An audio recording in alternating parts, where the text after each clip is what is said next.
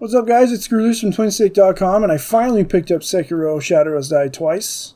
And, man, I gotta tell you, it's been really good. Really good. This is not a Souls game. This is one of those games that's been out for a while, and I've waited to pick it up. I got it on sale, and I'm glad I did, but it's totally worth full price. It's really, really good. This is not a Souls game. You're not playing Dark Souls here. There is a lot of, well, not a lot. There are a few elements that sort of cross over. You can rest and reset areas and so on and so forth. But you actually get experience to level up a character. Your stats are pretty small, and it takes a little while to be able to even unlock the skill trees, but it's not a Souls game. You don't play it the same way. This is you are this character, and you have to play as this character plays, which is this guy's a shinobi, so he's like a shadow warrior.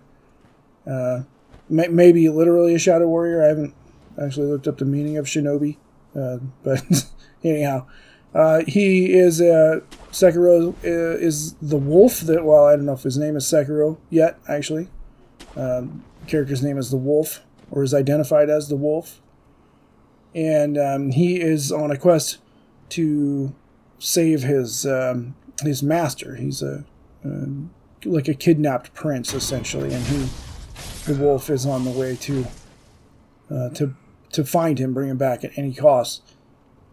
And the plot point is that the captured prince actually has like magical blood. It allows people to resurrect, which is your power in this. You can resurrect once during death, every so often.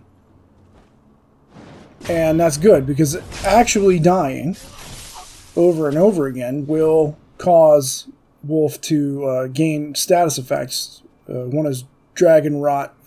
Dragon Rot is the status effect, but there are different levels of it. And each one reduces your chance of unseen aid, which is it's like a chance to avoid the game's punishment when you die. So when you die, the game halves your experience and your money. It is gone. There is no recovery.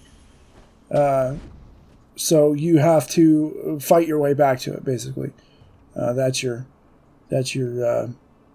punishment. You can't just go back and pick it up off the ground. You'll have to actually regain that experience. And right now, very early on at least, it's not that big of a deal. But later on, I can see that becoming a big problem. Combat, you can see here, is quick, but usually pretty brutal. And if you get hit, it's just as quick as those guys die. They are not. This game is not taking shit from no man. You are really. You have to be really deliberate. Stealth works really well. In fact, probably a little too well. Enemies don't seem to have a very wide range of detection there. You can essentially walk right up to them. As long as you're not facing them directly, you probably will not raise their attention. And I think, if I remember correctly, you'll see a little bit of that here. You can see the guy right there next to me. And how he can't see me out of his peripheral vision is beyond me. So there's a little bit of that. It's maybe a little too good.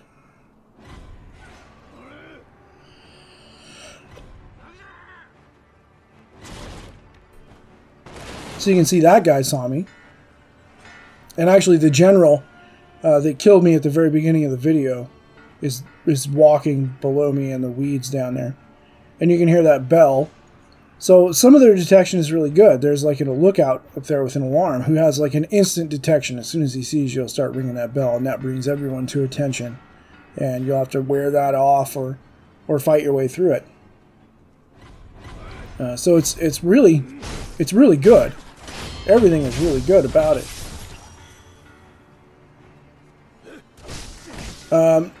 Now, what you're doing here, essentially, during combat, there's two bars. The one at the top is a health bar. The one below is a posture bar.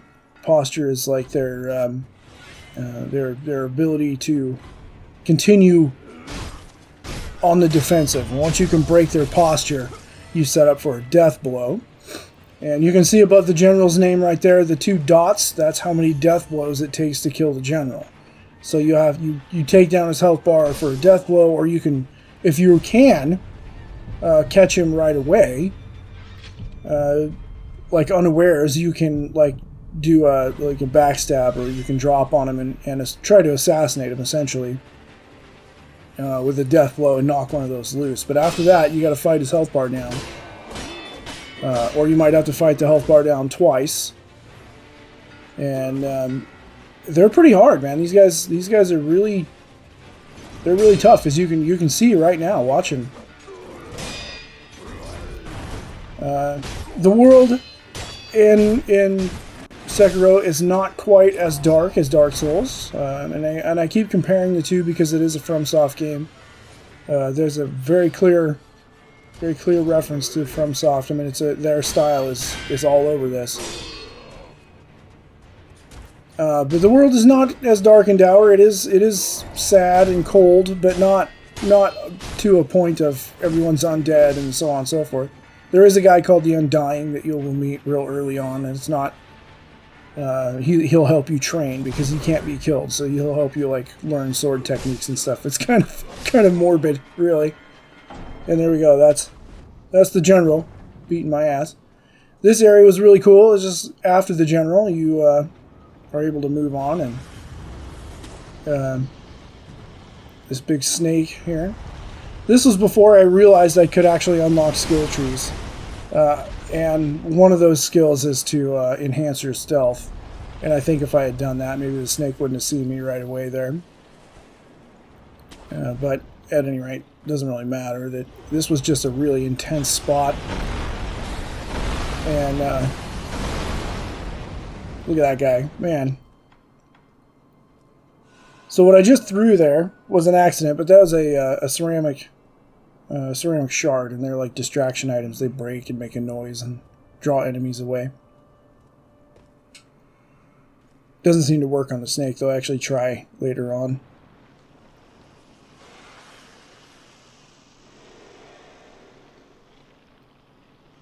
As you're hugging the wall, it's a lower form of stealth, and you can peek around corners. The way that snake is animated, though, is incredible. And it was intense, man, hiding from this thing, because it does a lot of damage. I don't know why it doesn't just one-shot you. I mean, it essentially does. So I don't know why they didn't just make it kill you in one hit, but...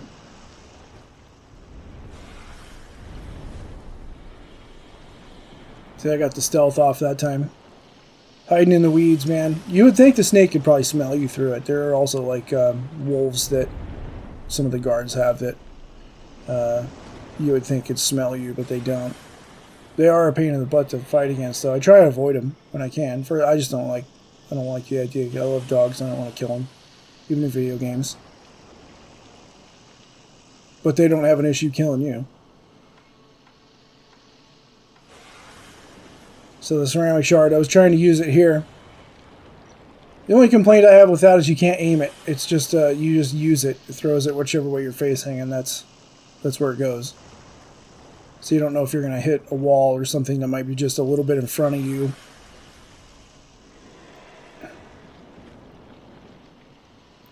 So this snake killed me lots of times before I actually made it through here. You have to be really, really deliberate with your movement, because it seems like it moves really slow, but it does not move slow. It moves much faster than you do.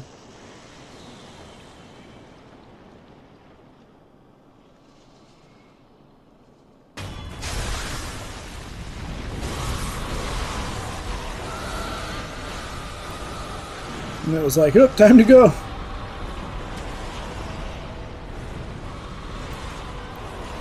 Grappling hook. There are lots of grapple points, which is really good, because the grappling hook is a major point of traversal. Now here I turned around so the camera could get it when I recorded, and the snake killed me. But I had to resurrect, so I got up. Moved on. And actually, if you go back, that where the snake was, there's a snap seed, I want to say they're called. Anyway, here we are. Moving on. Just more stealth. In an area where stealth was a little harder to pull off.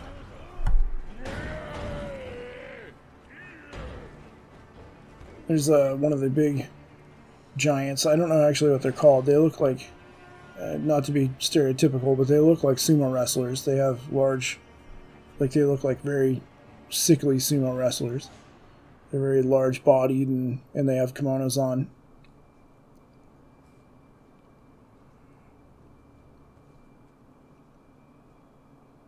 And I didn't notice this, but you can see on my screen there the indicator. Somebody sees me.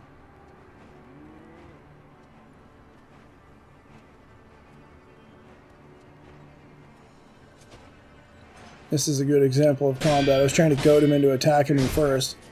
Because if you can deflect a shot, most normal guys, you time a block just right, will open up and you can just one-shot them. But fighting is dangerous in this game. Really dangerous.